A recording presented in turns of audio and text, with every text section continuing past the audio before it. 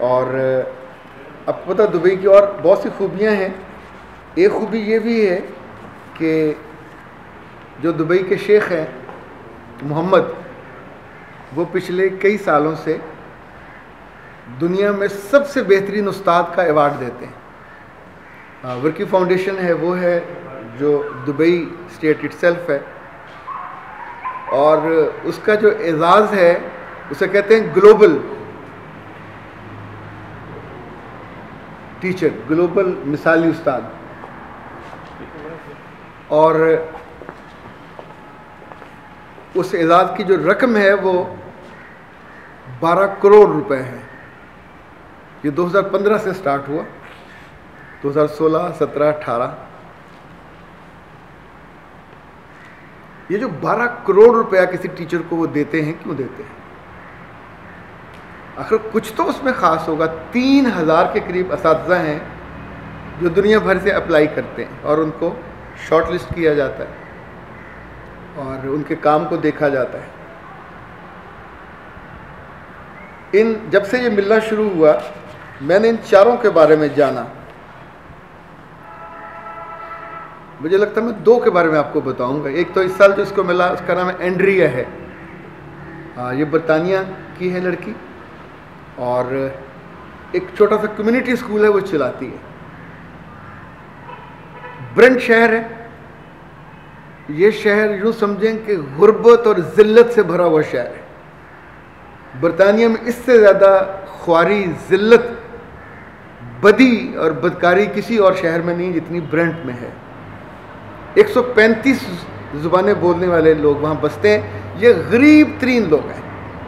इसमें पंजाबी हैं, हिंदी हैं, सोमालियन हैं, कमोडियन हैं। दुनिया की जितनी यूँ समझें कि गुर्बत की मारी हुई नस्लें हैं वो उस शहर में पाई जाती हैं।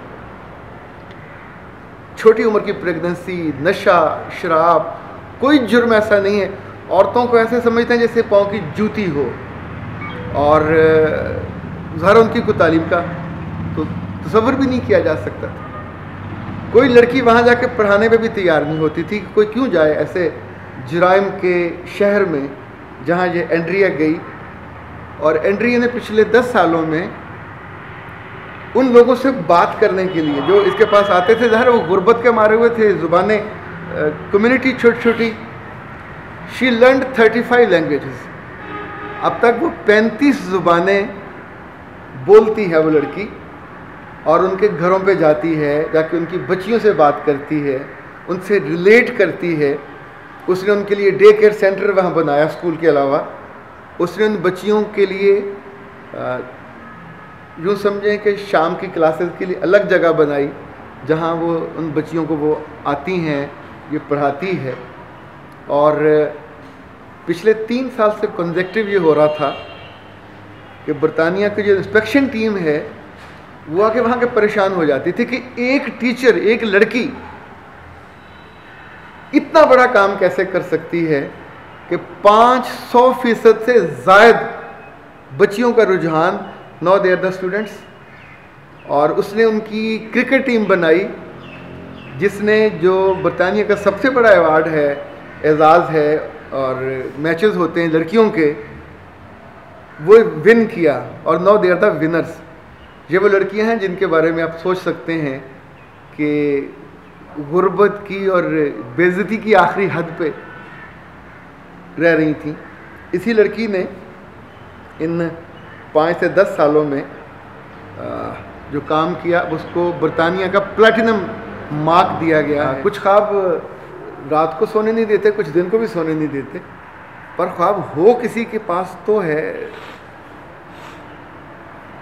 सर्कल पूरी करने की ख्वाब नहीं होता, ये मुशक्क़त होती है। और मिसाली बनने का भी जो ये मुशक्क़त नहीं है, ये ख्वाब है। अगर वो एंड्रिया कर सकती है, या उससे पहले पिछले साल जिसको मिला था उसका नाम था मैगी मैकडोनल, ये कनाडा की थी।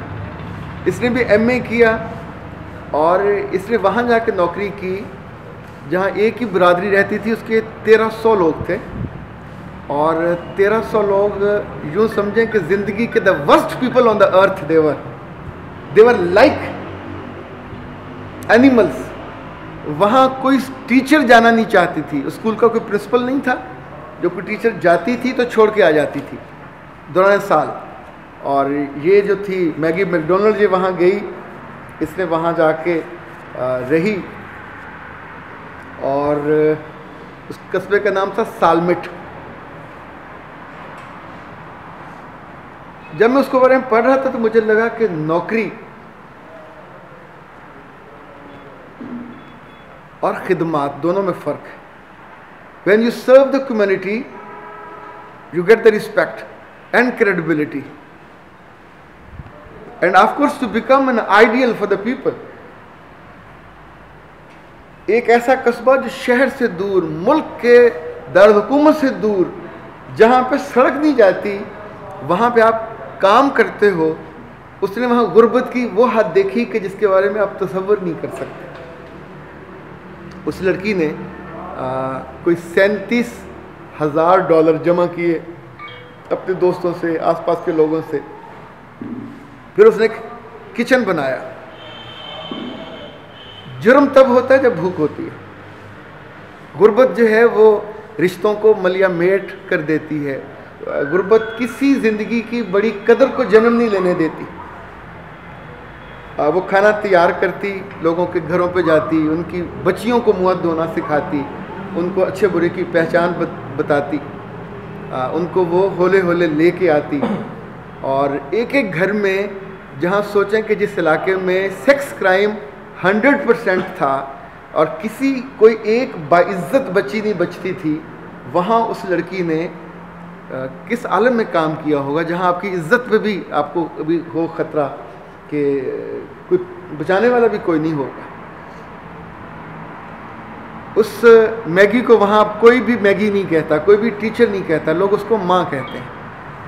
She becomes a mother for them.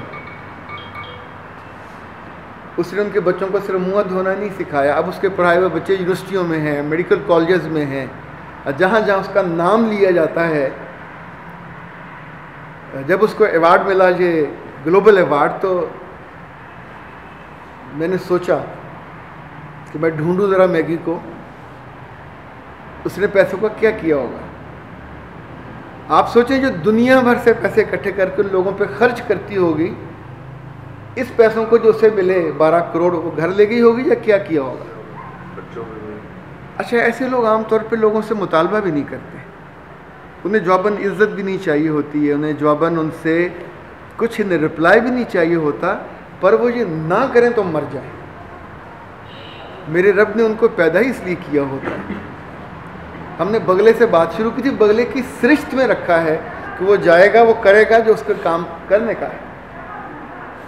जिसने मिसाली बनना है वो वही टारगेट करेगा, लोग उसके पास नहीं आएंगे कि अब हमें सिखाएं, वो लोगों के पास जाएगा, वो उन बच्चों को पहचान। अच्छा, हाज़िरी, एक बच्चा पूरा नहीं हुआ, आप कहते हैं ठीक है, नहीं तो ना से। और दूसरी सूरत भी है, अभी गवर्नमेंट ने कुछ साल पहले जो पेफ के स्कूल्स हैं जो नहीं चल रहे थे, ये कुछ 200 के करीब स्कूल से जो बांटे मुख्तलिफ अफराद को, अदारों को, NGOs को, कि जो उनको चलाएं। मेरे एक दोस्त हैं मंडी बहाउद्दीन में, उनके अपने स्कूल्स हैं, तो उन्होंने भी वो स्कूल्स लिए, और लेने के बाद जो अपना सबसे कीमती प्रिंसिपल था, कोई 1 लाख रुपए तनख्वाह दे के, नई गाड़ी दे के, उसको कहा तुम GM हो, मुझे करके दिखाओ। फिर साथ खुद गए। जो पेफ के मैनेजिंग डायरेक्टर ने सबसे पहला दौरा वहाँ का किया, तो पता चला कि दूसरे महीने ही तकरीबन हर जगह इतने बच्चे हो गए कि ये तसव्वुर भी नहीं कर सकते थे। मैंने पूछा कैसे किया, कहा हमें 500-500, 550 पर बच्चा उन्होंने देने का वादा किया था। तो मैंने 400-400 पे चिंची लगवाए और हर डेरे से बच्चों को उठवा दिया, जहाँ जहाँ वो चिंची जा सकता है, जितनी रेंज उसकी हो सकती है। तो लोगों को आने में दिक्कत थी वो मैंने दूर कर दी, लोगों को किताबें चाहिए थी वो मैंने दे दी। जितनी वहाँ बच्चियाँ उस इलाके में थी, लोग 2-2, 3-3 हज़ार तनख्वाह देते थे, मैंने उनको 7 से 10 के बीच में दे दी, और साथ ही उनकी ट्रेनिंग भी करवा दी मंडी बहाउद्दीन बुला के। आप सोचिए, इसमें से पैसे कमाए भी जा सकते थे। और ख़र्च भी किए जा सकते थे। कुछ सालों के बाद वो स्कूल बन के खड़े हो जाएंगे, वो बच्चे पढ़ के डेरों पे नौकरियां करने और जुल्म सहने की बजाय किसी बेहतर काम पे चले जाएंगे। तो आपको याद कौन रहेगा? क्या उजड़ा हुआ कोई स्कूल याद रहेगा, या वो टीचर, वो जिन्होंने आपकी ज़िंदगी बना दी हो? अच्छा, आइडियल बनने के लिए या मिसाली बनने के लिए कुछ तो ऐसा होता है जो ज़िंदगी में आपको बाकी लोगों से फ़र्क करते हैं। कुछ लोग माफ़ करके आइडियल बन जाते हैं, कुछ लोग और बहुत से काम करके आइडियल बन जाते हैं। पर टीचिंग में आइडियल बनने के लिए अगर आप बच्चा आपके साथ जुड़ जाता है, जैसे पानी की जो टूटी है वो तब खुलती है जब उसे पीछे से आपने टैंकी के साथ जोड़ा हुआ। जो आप देंगे वो तो वो लेगा, उसमें से वही निकलेगा। आप उसको मोहब्बत दे रहे हैं, आप उसको सख्ती दे रहे हैं, आप उसके साथ सख्त ज़ुबान बोल रहे हैं, आप उसको लोगों को हेल्प आउट करने वाला बना के तैयार कर रहे हैं, आप लोगों की रिस्पेक्ट करने वाला बना के तैयार कर रहे हैं, आप रिश्तों को जोड़ने वाला बना के तैयार कर रहे हैं, आप अपनी माँ के साथ, अपने बाप के साथ, अपनी बहन भाइयों के साथ एक अलाइंड बच्चे को तैयार कर रहे हैं। तो वो तो सारी उम्र आपको नहीं भूल पाए।